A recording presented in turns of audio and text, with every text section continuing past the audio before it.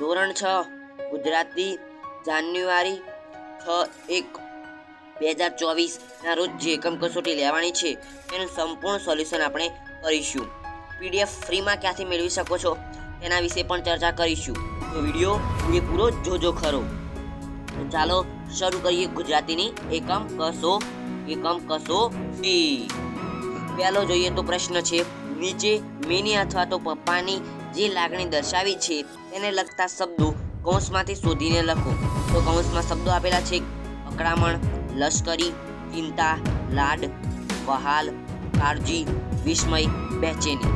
સૌથી પહેલું વાક્ય છે આપણું, પાઉચ ન મળવાથી પપ્પા ઓફિસમાં આમ તેમ આંટા મારતા હતા.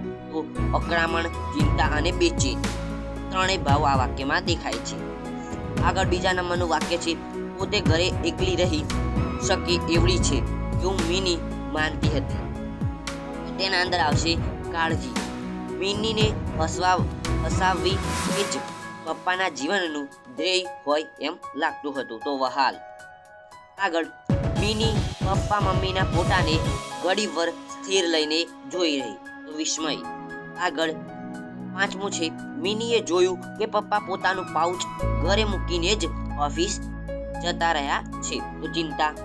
આગળ નીચેના સાચા વિકલ્પો શોધીને લખો. એટલે કે વિકલ્પો બીજા આપ્યા હશે પણ મેં વિકલ્પો નથી લખ્યા, સાચો જવાબ લખી કાઢ્યો છે. સૌથી પહેલો છે, મિની ઘરે એકલી જ હતી કારણ કે જવાબ આવશે મિનીની સ્કૂલમાં રજા હતી પણ પપ્પાની ઓફિસ ચાલુ હતી. આગળ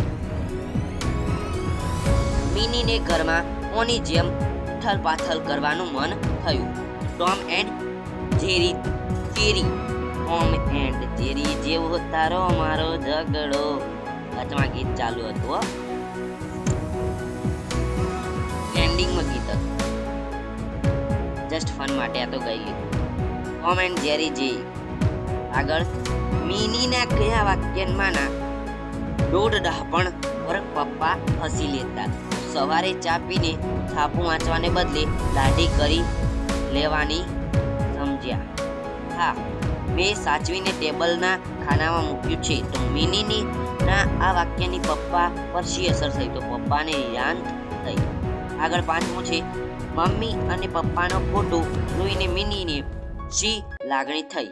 બંનેને ફોટો જોઈ વિસ્મયથી તાકી રહી. આગળ નીચેના વાક્યો મનમાં કોણ બોલતું હશે તે લખો. એના હાથમાં ફોટો તો નહીં આવી ગયો હોય ને પપ્પા? આગળ મારે કામ હોય ત્યારે જ આ ફોન બંધ પડી જાય છે. જવાબ આવશે મિની.